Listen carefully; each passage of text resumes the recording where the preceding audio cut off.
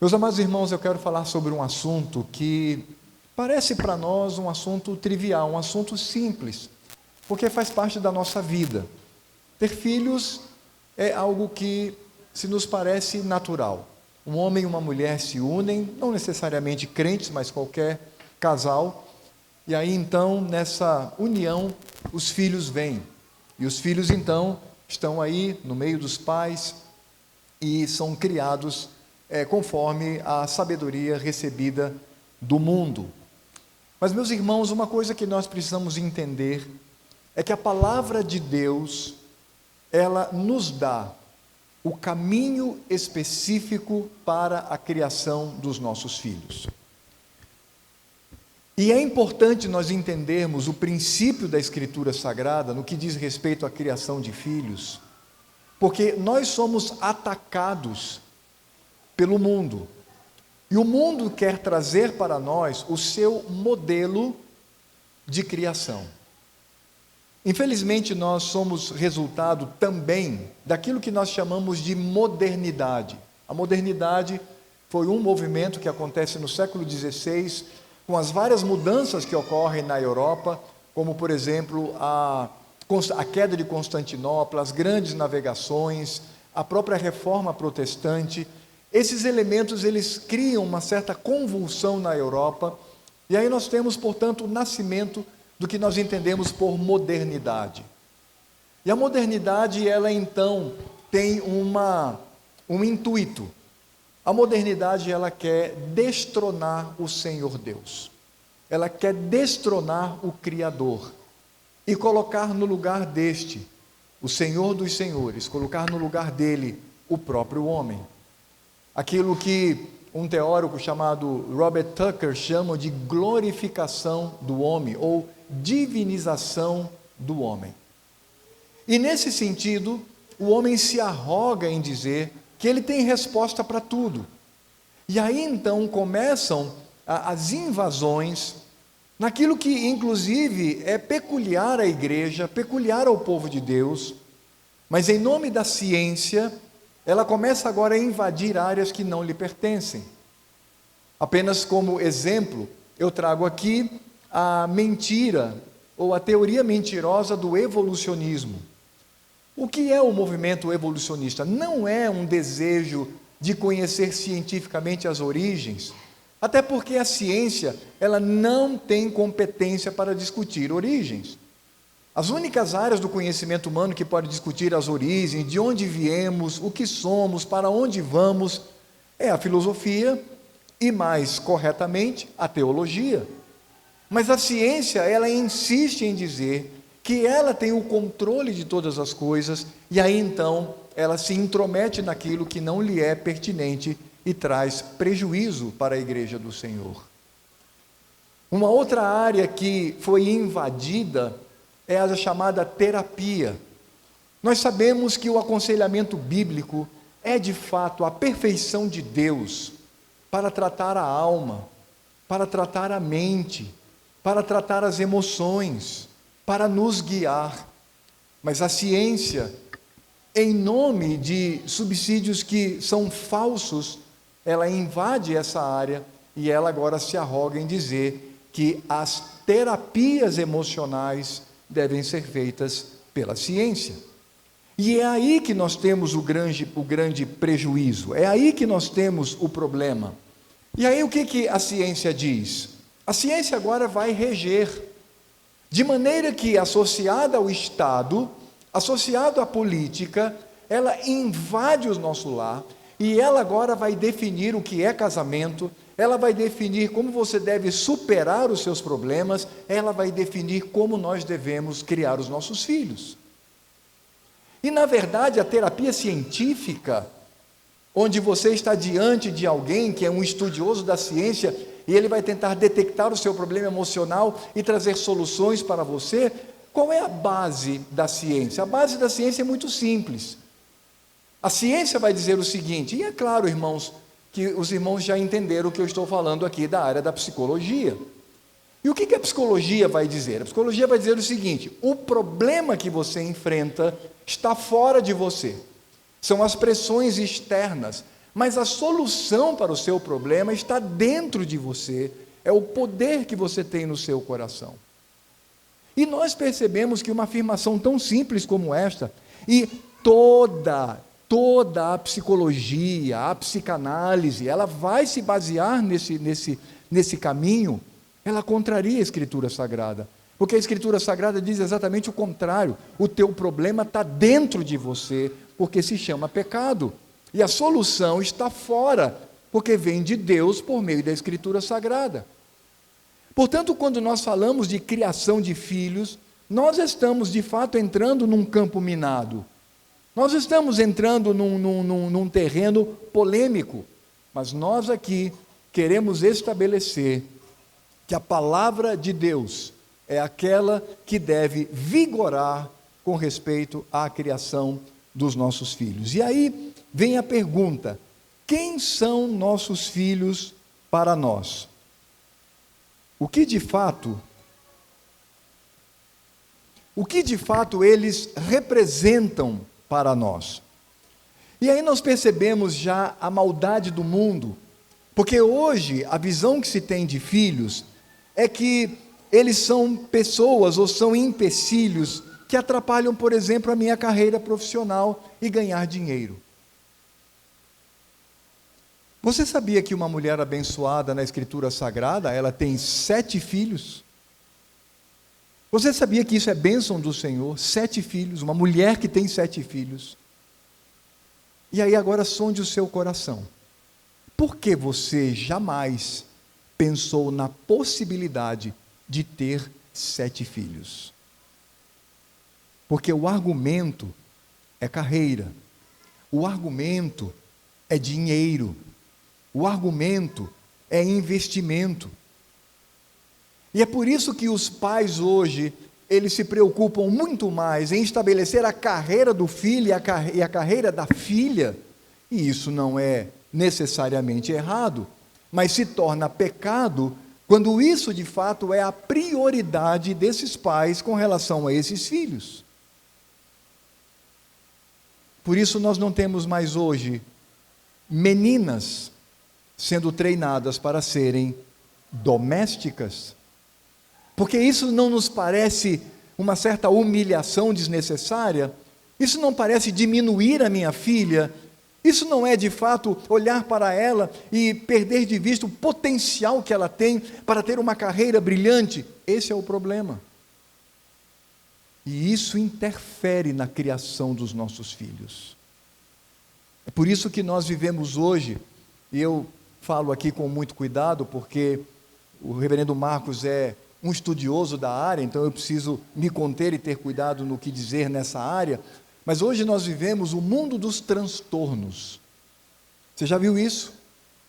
E na maioria das vezes, com algumas exceções, transtorno é quando você tira o pecado do coração do seu filho. É quando você tira a maldade do coração, retira, não porque você saca, você retira do coração, está lá e você retira para fora, não. Você simplesmente passa a mão e o pecado do seu filho agora passa a se chamar transtorno de qualquer coisa. Mas só que nós nos esquecemos de algo. Quando nós falamos em criação de filhos, nós não estamos falando aqui de carreira profissional. Meu filho deve ser o melhor engenheiro da cidade. Minha filha deve ser a melhor médica, a melhor engenheira, a melhor isso ou aquilo. Não se trata disso. Quando nós falamos de criação de filhos, nós estamos falando aqui de consagração. Eu estou consagrando o meu filho. Eu estou consagrando minha filha, e isto é espiritual. Isso não é meramente corriqueiro, não é algo que eu estou fazendo diante de um mundo material. Isso é espiritual. Isso diz respeito a o que meu filho fará em termos de adoração, veneração e confiança nessa terra. E aí então eu coloco essa figura aqui, como você vê, uma criança na sua estultícia correndo para o abismo, mas os seus pais estão muito ocupados.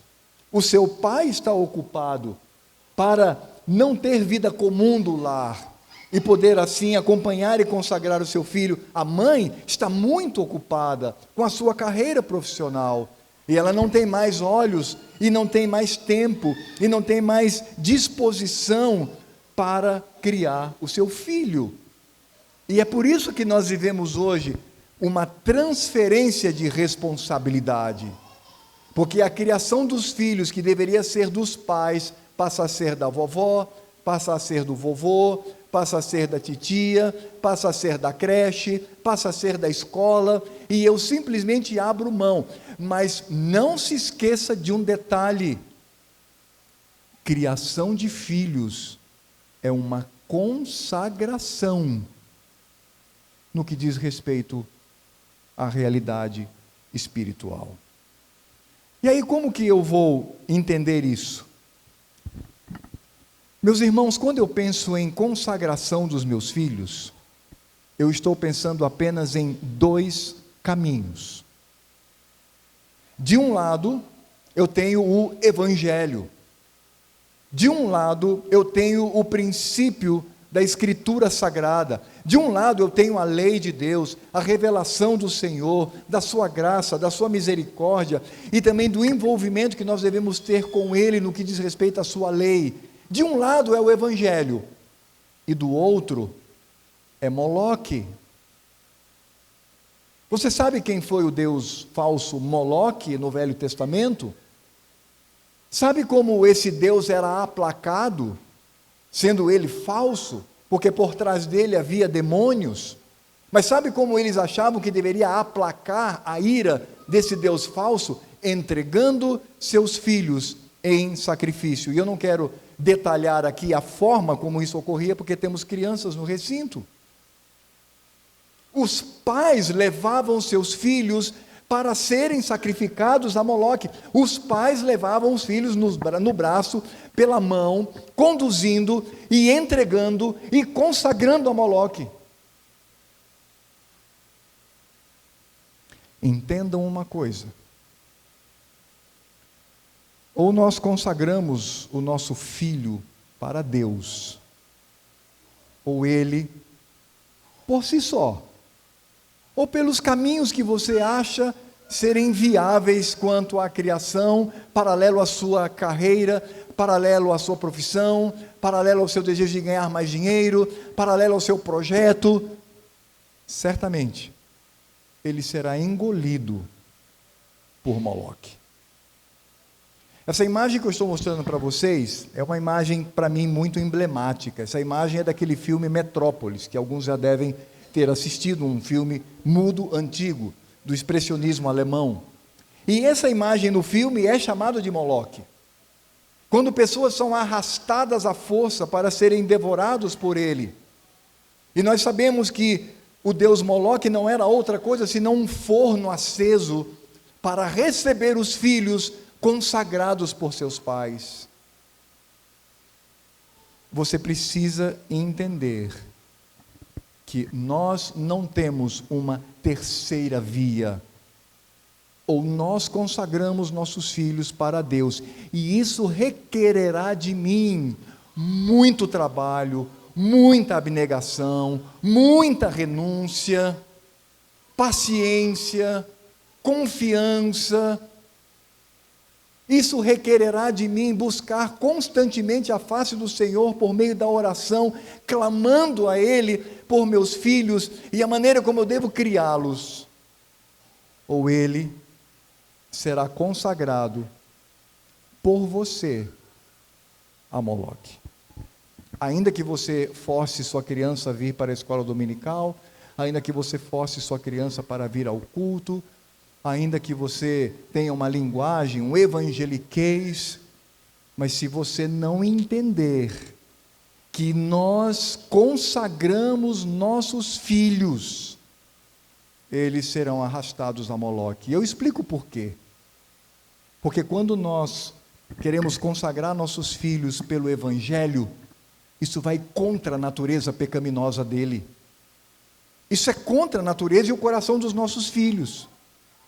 Mas se nós simplesmente não fazemos nada, estamos satisfeitos com a escola, a creche, estamos satisfeitos em terceirizar a criação de nossos filhos em nome de uma ganância pecaminosa, simplesmente ele naturalmente irá para Moloque. Muitos pais já chegaram para mim ao longo desses curtos 36 anos de ministério pastoral. Eu já vi muito pai e mãe chorando, dizendo: pastor, eu não entendo. Eu criei meu filho na igreja e hoje ele é um ímpio. E eu, obviamente, solidário com o sofrimento, mas ao mesmo tempo trazendo a firmeza da Escritura Sagrada, eu digo: pai e mãe, esse foi o seu erro. Você não deveria ter criado seu filho na igreja. Você deveria ter criado seu filho em casa. E este, de fato, é o ponto. Por isso eu quero trazer aqui nessa noite, vamos falar de dois salmos, dois textos. O primeiro é esse, o Salmo 127 e o Salmo 128. Sempre olhando para a perspectiva de que quando o Senhor nos dá filhos, nós devemos consagrá-los ao Senhor.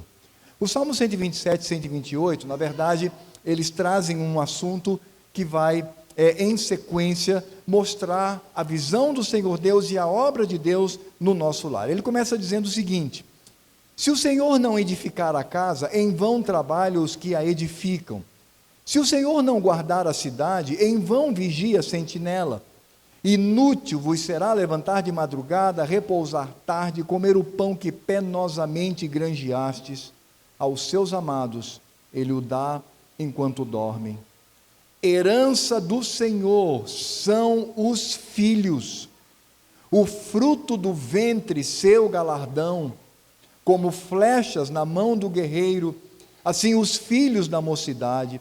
Feliz o homem que enche deles a sua aljava, não será envergonhado quando pleitear com os inimigos à porta. Bem-aventurado aquele que teme ao Senhor. Bem-aventurado aquele que teme ao Senhor e anda nos seus caminhos. Do trabalho de tuas mãos comerás, feliz serás e tudo te irá bem. Tua esposa no interior de tua casa será como a videira frutífera, teus filhos como rebentos da oliveira à roda da tua mesa. Eis como será abençoado o homem que teme ao Senhor. O Senhor te abençoe desde Sião, para que vejas a prosperidade de Jerusalém durante os dias de tua vida, vejas os filhos de teus filhos, são os netos aqui, paz sobre Israel. Como é que nós podemos entender aqui essa aplicação da palavra de Deus para nós como pais, tendo a responsabilidade, eu não quero mais falar a palavra criar, eu quero falar agora a palavra consagrar, no processo de consagração dos meus filhos. É claro, meus irmãos, que quando nós olhamos para esses dois salmos, nós podemos perceber aqui a aliança de Deus com o seu povo. E a aliança do Senhor Deus se dá pela família e pelo trabalho. Ou seja, são dois mandatos que nós temos aqui. Nós temos o mandato social, que é o da família, e o mandato cultural, que é o trabalho das minhas mãos. E veja que o Senhor Deus, ele sempre vai tratar, obviamente, existindo também o pacto espiritual, o pacto espiritual, que é a guarda do dia do Senhor, mas eu quero ressaltar aqui esses dois pactos, demonstrando que nós encontramos sempre a presença da família, tanto na criação como na queda, assim como o trabalho. Porque se nós olharmos para o contexto de família, o texto vai falar sobre fecundar, multiplicar, encher, gravidez, filhos, marido e mulher. Estou me referindo a Gênesis. Usa esses elementos associado ao trabalho, ou seja, a natureza do trabalho se dá da mesma forma: sujeitar, dominar, sofrimento, dor, fadigas, sustento e suor do rosto. E o que o Salmo 127 e o Salmo 128 vão nos trazer é exatamente o contexto da maldição do pecado e a redenção de Cristo na família. Por isso, a Escritura Sagrada vai dizer que os filhos são herança, são recompensa e proteção do Senhor aos pais. Por isso nós encontramos três aspectos relacionados à família e ao trabalho nos dois salmos supracitados. Primeiro, a maldição, que está nos versos 1 e verso 2. É interessante porque parte da linguagem, quando fala do ganhar o pão que penosamente granjeaste, traz exatamente a imagem de quando o Senhor Deus colocou sobre o nosso pai Adão o seu juízo com respeito ao trabalho. É um trabalho penoso, é um trabalho que não leva a nada, é um trabalho em que não adianta você se esforçar, porque de fato o seu coração, ele não será totalizado no que diz respeito ao prazer e à satisfação. É por isso que quando o salmista fala, no caso aqui Salomão, fala sobre este, que não se preocupa com o Senhor Deus, que não se preocupa com a consagração, que não se preocupa com absolutamente nada, há um contraste com a família que é de fato alcançada pelo Evangelho, alcançada pela redenção de Cristo, porque os filhos são herança do Senhor, é algo que Ele nos concede, é algo que Ele nos dá. E veja que quando você olha para o Velho Testamento e você fala sobre herança do Senhor, se você perguntasse para um judeu na época de Salomão e dissesse assim, qual é a herança do Senhor que vem à sua mente? Ele vai dizer, a terra. Porque os judeus pensavam dessa maneira, a terra é de fato herança do Senhor. Mas Salomão, inspirado pelo Espírito Santo, diz, olha, nesse contexto aqui, os filhos são herança, eles são proteção. Feliz é aquele que aumenta, porque muitos diziam assim, feliz é aquele que tem muita terra, feliz é aquele que a multiplica, feliz é aquele que é protegido por suas posses, quando Salomão vai dizer, não, olhe para o seu filho, olhe para os seus filhos, por isso é bênção tê-los mais e mais.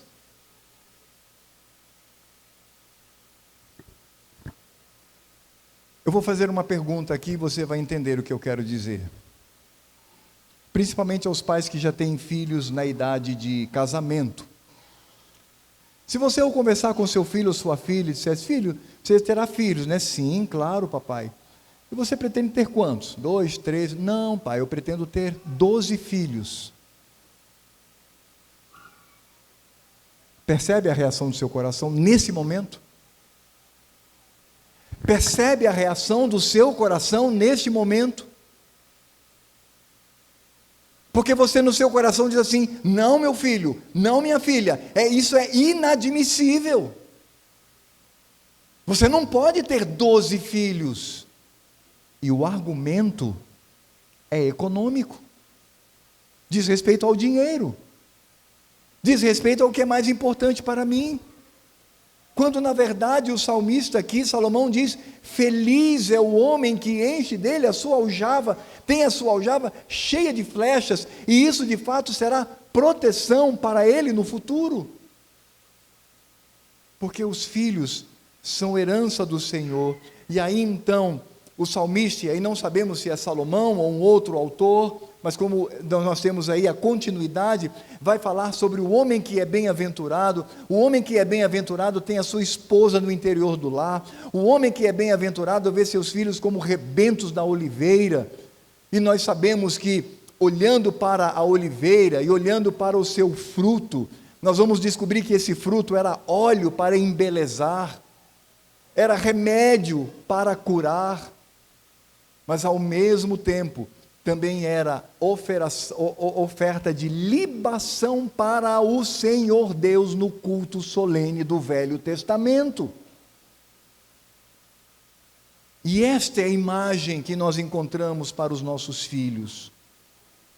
Eu preciso entender o que de fato estou fazendo com eles. Por isso, a pergunta que se faz nessa noite é: estamos consagrando nossos filhos a quem? A quem você está consagrando e entregando o seu filho? Qual é o tema mais recorrente que você tem com o seu filho que já é jovem, já é adulto, se preparando para ir à universidade? Qual é o seu discurso recorrente? O que você mais repete? Você repete sobre a necessidade de ter piedade de vida, de ser uma pessoa consagrada ao Senhor Deus, alguém que ama a Cristo, alguém que de fato entende o Evangelho, ou você tem repetidas vezes dizendo, embora algumas vezes fale sobre piedade, sobre santidade, mas o mais forte é: tenha uma carreira, meu filho, estude para o vestibular, meu filho, seja alguma coisa na vida, meu filho, você precisa ter dinheiro, você precisa se destacar. É isso.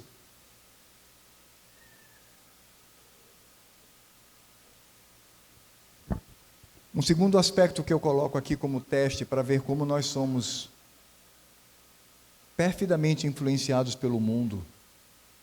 Se a sua filha, sua filhinha, chegasse para você e dissesse assim: mãe, eu não quero estudar, eu vou fazer o 2º grau, mas eu não vou fazer a universidade não, eu quero ser doméstica.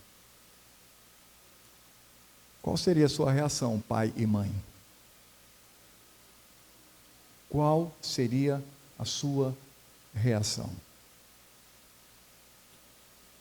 Quando meu filho João nasceu, eu vi aquela coisa horrorosa, né, feia. Pena que ele não está aqui, né? Eu gosto de falar essas coisas quando eles estão aqui, né? Aquela coisa com o cabelo espetado, a cara parecia um maracujá murcho. E meu primeiro filho, meu primogênito, minha esposa dormindo, ele também, eu olhei para ele, e aí eu comecei a ter o meu coração quebrantado pelo Senhor, eu comecei a chorar muito. E o meu primeiro choro foi porque eu disse assim: Senhor Deus, eu nem conheço esse sujeito direito,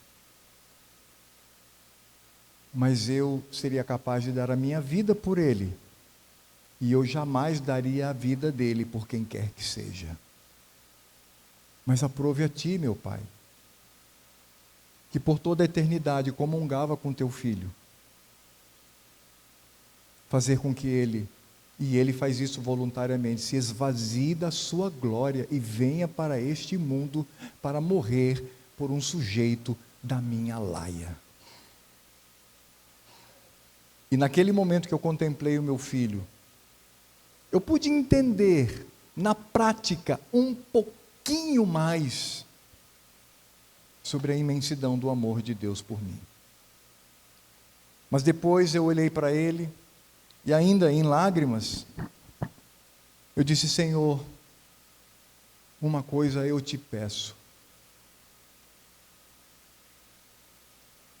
Eu prefiro, e eu digo isso, meu Senhor, solenemente na tua presença, eu prefiro que o meu filho seja um catador de papelão na rua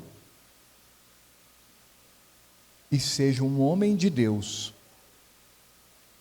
a ele ser o melhor profissional do país e andar longe do Senhor. É claro que nós podemos sim ver em nossos filhos habilidade, inteligência, e eles podem, com aquilo que o Senhor Deus conceder, ser o melhor profissional da cidade, do estado, do país. O pecado não é isto. O pecado é quando isto se torna um ídolo, isto se torna principal, em detrimento da sua vida de consagração. Meus irmãos, a quem estamos consagrando nossos filhos? A Cristo ou a Moloque? Para Cristo, como nós veremos amanhã, mercê do Senhor Deus, requer de mim muita luta, renúncia. Mas se simplesmente eu não faço nada, e o deixo à vontade, preocupando-me apenas em investir na vida dele nesse mundo, esquecendo-me de que ele já deve viver nessa terra a presença do Senhor, não faça nada. Ele, pelo seu próprio coração pecaminoso, há de ser atraído por Moloque. Por isso eu quero falar um pouco mais sobre o que significa de fato consagração. E aí há um texto em Provérbios 22:6, assim como vimos no primeiro Salmo, também Provérbios 22:6, escrito por Salomão. E ele tem uma expressão que é muito conhecida por todos nós. Ele diz assim: ensina a criança no caminho em que deve andar, e ainda quando for velho, não se desviará dele. Esse pequeno trecho, ele é profundo e ele traz também marcas culturais dos judeus à época. Porque a expressão de Salomão aqui é: coloca o menino na boca do caminho, em que ele andará, e mesmo quando for velho, ele não se desviará dele. Mas eu gostaria aqui de enfatizar, dentro do nosso tema geral, o que significa ensinar. O que significa, de fato, colocá-lo na boca de um caminho para que ele siga esse caminho até o fim? Qual é o significado desse verbo? E aí eu gostaria de trazer aqui para os irmãos 3 porções da Escritura Sagrada, onde esse verbo, do original, na língua hebraica, também aparecem nesses textos, mas veja o contexto de como esse verbo aparece. Nós temos Deuteronômio 20, verso 5, diz assim: os oficiais falarão ao povo dizendo: qual homem que edificou casa nova e ainda não a consagrou? Vá, torne-se para casa, para que não morra na peleja, e outrem a consagre. Está em negrito e está sublinhado. Primeira narrativa de Reis, capítulo 8, 63 diz: ofereceu Salomão em sacrifício pacífico o que apresentou ao Senhor, 22.000 bois e 120.000 ovelhas. Assim o rei e todos os filhos de Israel consagraram a casa do Senhor. E eu destaco aqui a expressão consagraram. Em 2 Crônicas 7, 6 diz: assim o rei e todo o povo consagraram a casa de Deus. Os sacerdotes estavam nos seus devidos lugares, como também os levitas com os instrumentos músicos do Senhor, que o rei Davi tinha feito para deles se utilizar nas ações de graças ao Senhor, porque a sua misericórdia dura para sempre. Os sacerdotes que tocavam as trombetas estavam defronte deles, e todo Israel se mantinham em pé. Os irmãos percebem que nesses 3 textos, em Deuteronômio, 1 Reis e 2 Crônicas, está falando aqui em contexto de adoração, em contexto de entregar algo ao Senhor, oferecer a Ele algo. E aí então a palavra traduzida para a nossa versão é consagrar, e é exatamente o mesmo verbo que nós encontramos aqui quando diz: ensina a criança no caminho em que deve andar, consagra teu filho na boca do caminho. Por isto, criação dos nossos meninos e meninas é uma consagração. E eu preciso de fato entender esse processo. Por isso nós vamos encontrar aqui, fazendo uma aplicação direta deste provérbio para o nosso tema, nós vamos perceber que há 3 pontos aqui. Nós temos, primeiro, uma consagração. Segundo, nós temos um caminho. E terceiro, nós temos a permanência. Eu me lembro que quando estava no seminário, um dos professores de saudosa memória, ele falou sobre esse provérbio, e ele falou para nós sobre a consagração dos nossos filhos. E uma coisa que ele chamou a atenção, e até hoje eu nunca mais esqueci, que é uma aplicação elástica do texto, mas que, de fato, encontrou guarida no meu coração. Ele disse assim para nós: vocês perceberam que Salomão não diz qual é o caminho? Ele só diz assim: consagra a criança no caminho em que ele deve andar. É só isso que ele diz. E aí vem a consequência: nele ele há de permanecer. Por isso, ao olharmos para esse processo, ao olharmos para esta questão, eu descubro que há um caminho a ser traçado por meu filho. E esse caminho a ser traçado por ele diz respeito ao que eu estou fazendo de sua vida em termos de consagração. Porque, meus amados irmãos, entendam isto. Nós veremos isso de maneira mais detalhada amanhã, à mercê do Senhor Deus. O seu filho é um bebezinho, não é? Pequenininho, fofinho. Ele é pecador.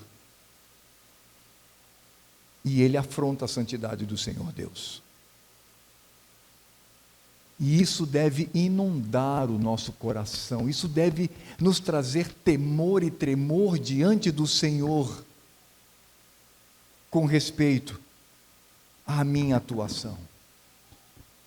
Nós hoje, de fato, vivemos dias difíceis, onde o que rege a minha vida são áreas do conhecimento que até mesmo afrontam a Escritura Sagrada. Por isso é muito importante nós pensarmos: a quem devo ouvir quanto à criação de meus filhos? E eu gostaria de trazer 2 Timóteo 3, de 10 a 17, pensando nesse processo de consagração. Diz assim a palavra de Deus: Tu, porém, tens seguido de perto o meu ensino, procedimento, propósito, fé, longanimidade, amor, perseverança, as minhas perseguições e os meus sofrimentos, quais me aconteceram em Antioquia, Icônio e Listra, que variadas perseguições tenho suportado. De todas, entretanto, me livrou o Senhor.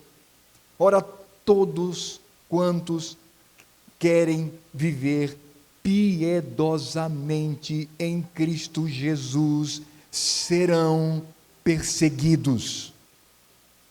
Mas os homens perversos e impostores irão de mal a pior, enganando e sendo enganados.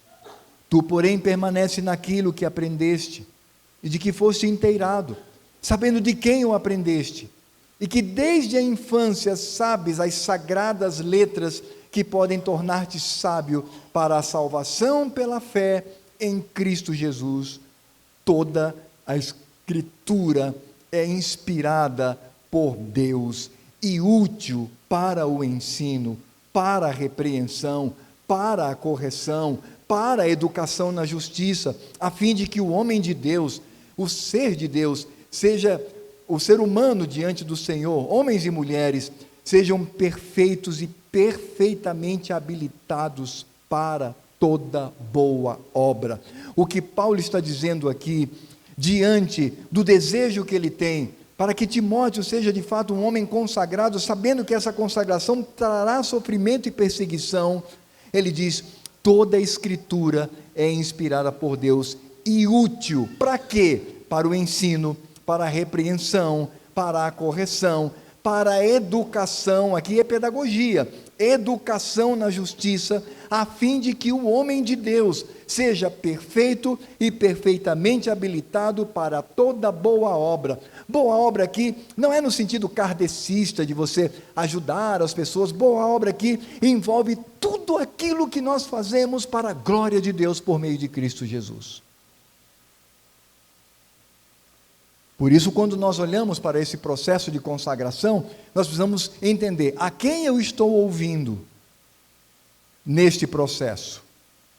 A quem devo ouvir quanto à criação de meus filhos, quanto à consagração de cada um deles? As chamadas ciências humanas se concentram em estudar o homem enquanto ser social e individual. Sabemos disso. História, sociologia, antropologia, psicologia, direito, pedagogia, política, etc., buscam responder sobre o comportamento do indivíduo para si mesmo e para os outros que estão na sociedade. O que eu quero dizer aqui, meus amados irmãos, e isso será reiterado, a ciência em si, ela não é ruim. Ela é bênção do Senhor Deus. É tão bom quando uma pessoa sente uma dor no peito, vai ao médico, e aí ele marca uma cirurgia, abre o peito dele, escancara o seu peito, vai lá, mexe no seu coração, troca a veia, troca coração, depois fecha, e aí você tem mais alguns anos nessa terra com um pouco de qualidade de vida. Isso é bênção de Deus. O problema é quando a ciência quer se sobrepor à Escritura Sagrada.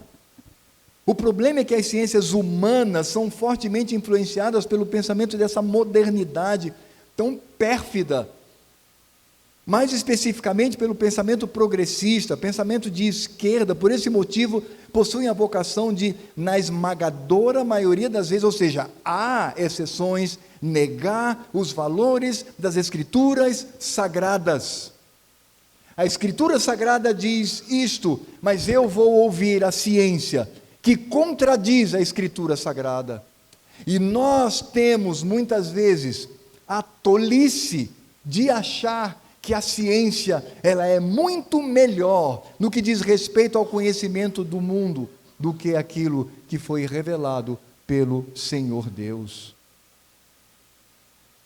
Teoria do aprendizado, como disciplinar meu filho, quando a ciência trata sobre aprendizado, ou disciplina do meu filho, trata de forma extremamente confusa, porque as teorias, ora falam da necessidade de se aplicar o ato restritivo, ora falam da necessidade da ausência total de qualquer tipo de restrição, e nisto não há consenso. É muito interessante quando nós olhamos principalmente para as ciências humanas, e nós acreditamos naquilo, quando na verdade os próprios cientistas, eles não chegam a um consenso. Quando você vai para um professor de história, fala assim: você é professor de história? Sou. Qual é a sua linha? E ele vai dizer. E essa linha contradiz a de outro historiador que é de outra linha. Você é o quê? Sociólogo. Qual é a sua linha? Ele vai dizer qual é a linha que vai contradizer a de outros. Você é o quê? Sou psicólogo. Qual é a sua linha? Ele vai dizer qual é a linha que ele segue na psicologia que vai contradizer a de outros psicólogos. Que conhecimento é este? É porque tudo que provém do nosso coração é confuso.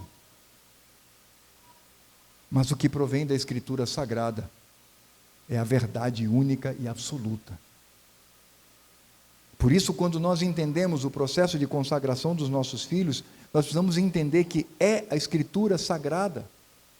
Porque a ciência é um conhecimento indutivo, que embora seja confiável em algumas áreas, sem dúvida nenhuma, nunca chega à exatidão. Vou dar um exemplo simples para você. Vamos lá, falamos de coração, vamos continuar nele, né? Você está com um problema de coração. Aí você fala assim: olha, tem 2 médicos na cidade. Tem um que já está velhinho, faz assim uns 20 anos que ele não participa mais de congresso, né? Ele ainda parou no tempo, ele está com aquela tecnologia de 20 anos. Agora tem um aqui que esse chegou agora, ele fez doutorado na área de cardiologia, ele é uma pessoa extremamente capaz, que está extremamente atual no conhecimento. Aí pergunta para você: para quem você quer ir? Para o velhinho ou para o jovem? Isso é ciência. Cardiologia, há 20 anos, há 30 anos, o que hoje pode parecer um absurdo, mas à época era o que havia de melhor. Porque o conhecimento humano é assim, queridos. Ele é impreciso, ele nunca é exato. Mas quando nós olhamos para a Escritura Sagrada, desde o momento em que o Senhor Deus revela a partir de Moisés até hoje, temos a revelação do Senhor. E ela é exata, perfeita para a nossa vida. Quanto às ciências, são apenas tentativas de se aproximar da verdade. A própria ciência, quando a filosofia sobre si mesma diz que é impossível existir uma verdade a ser alcançada, percebe como é confuso? A ciência, assim como a filosofia, fala de busca da verdade, mas a verdade parece que não existe, não é? Ela mesma afirma: não, mas a verdade, o que é a verdade? Como perguntou Herodes para o Cristo amado. Na verdade, ela vai trazer várias verdades, são várias escolas, são várias modalidades, dependendo do sujeito que a pesquisa e do sujeito que trabalha. Já as Escrituras dizem de si mesma: santifica-os na verdade, a tua palavra é a verdade.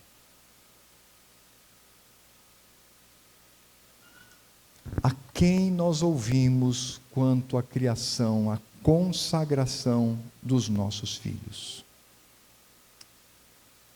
Meus amados irmãos, não podemos desprezar o conhecimento científico, é claro. É bênção do Senhor. Eu mesmo trabalho. Pastor Marcos, ainda que tenha um ministério dedicado ao pastorado, mas ele também se embrenha em outros conhecimentos, até mesmo para preparar um sermão.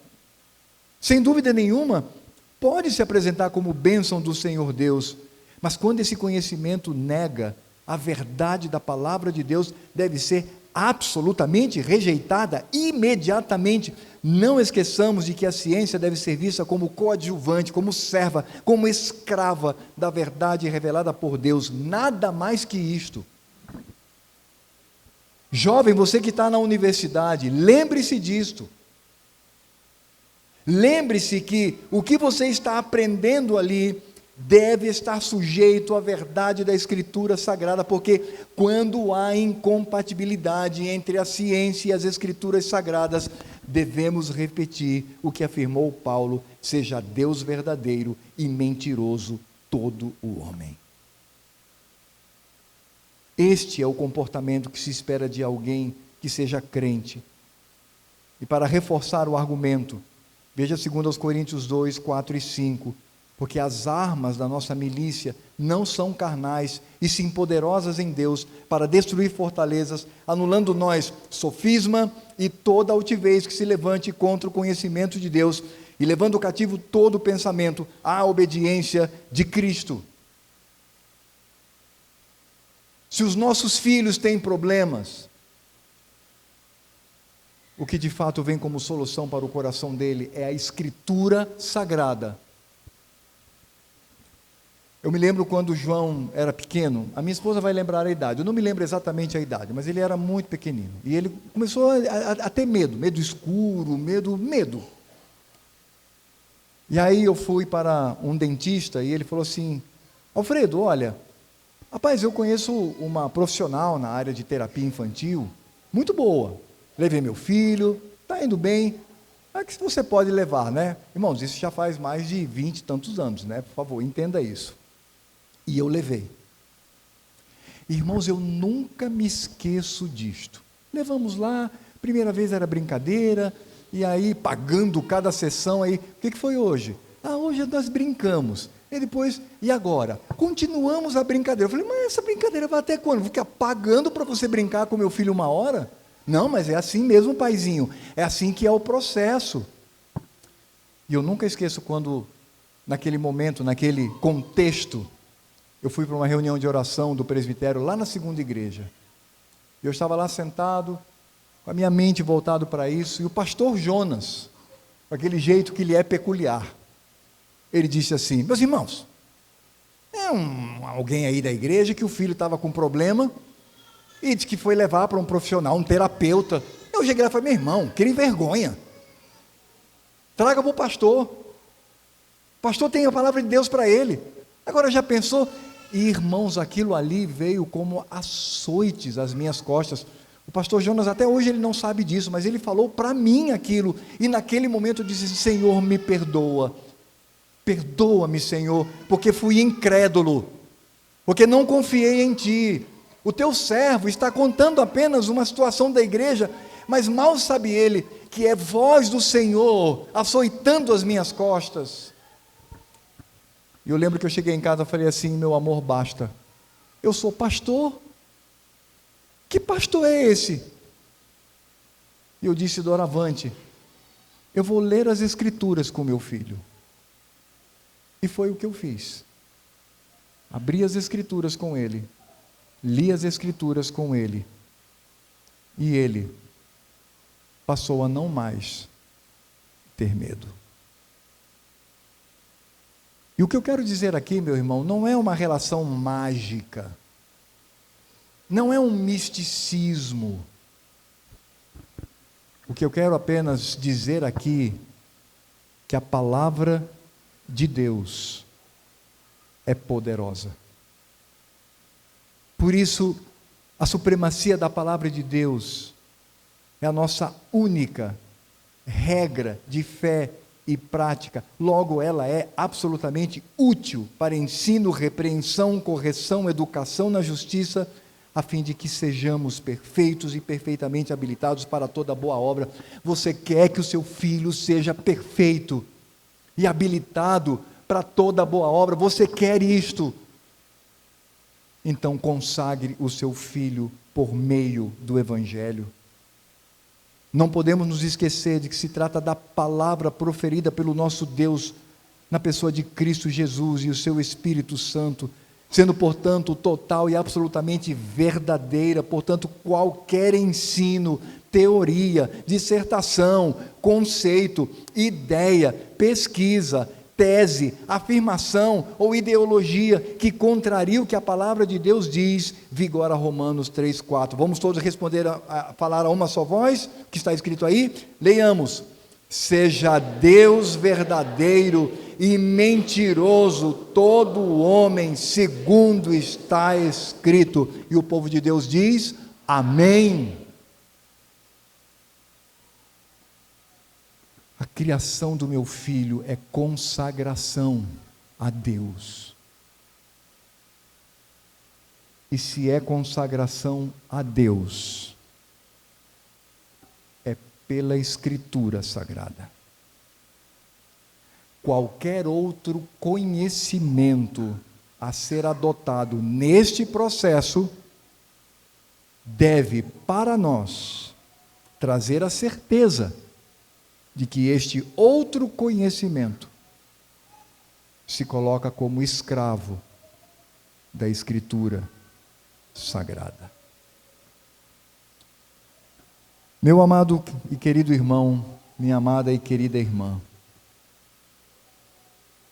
eu quero encerrar essa palestra fazendo com que você olhe de novo para o slide e responda essa pergunta. A quem? Não é o que. É a quem você está consagrando e entregando seus filhos.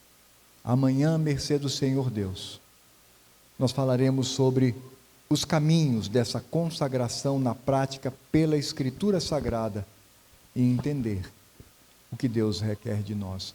E o meu desejo, meu gentil desejo nessa noite como pastor, é que você saia daqui com o seu coração incomodado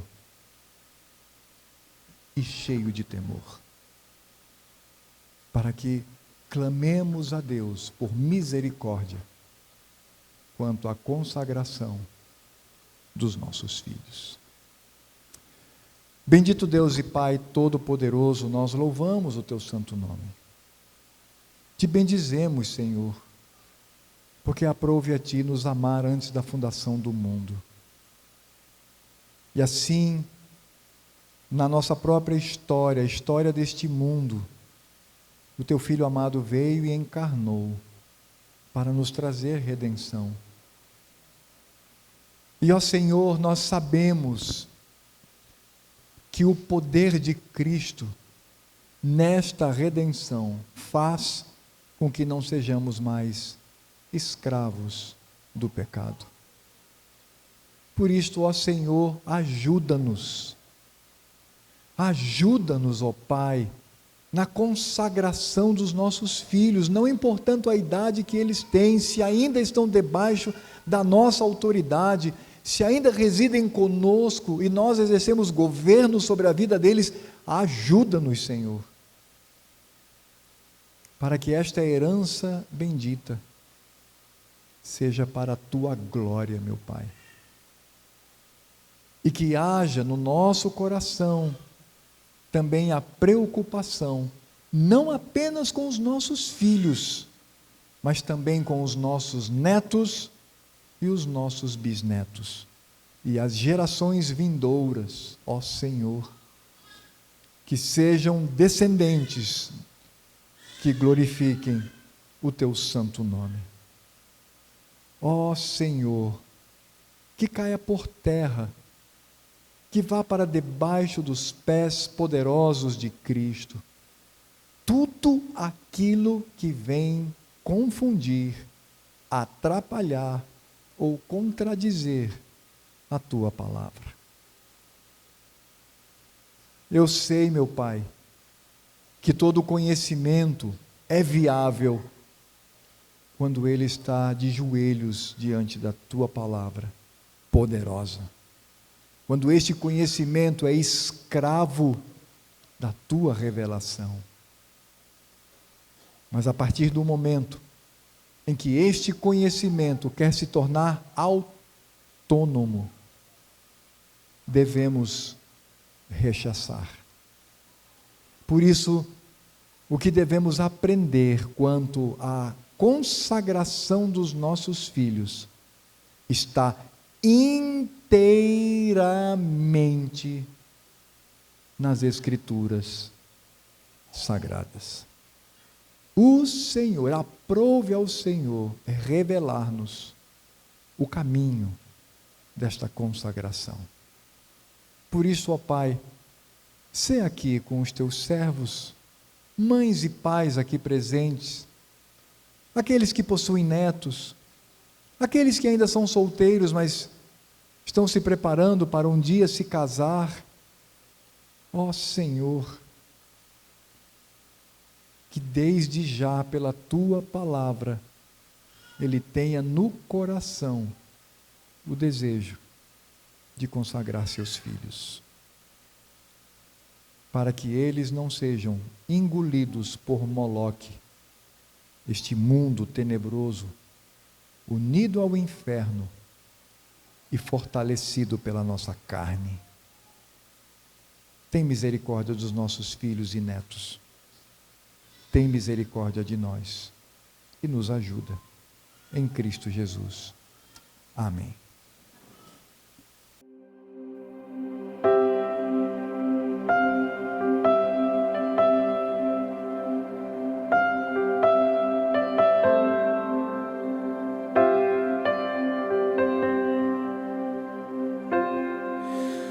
Tu és bem-vindo aqui.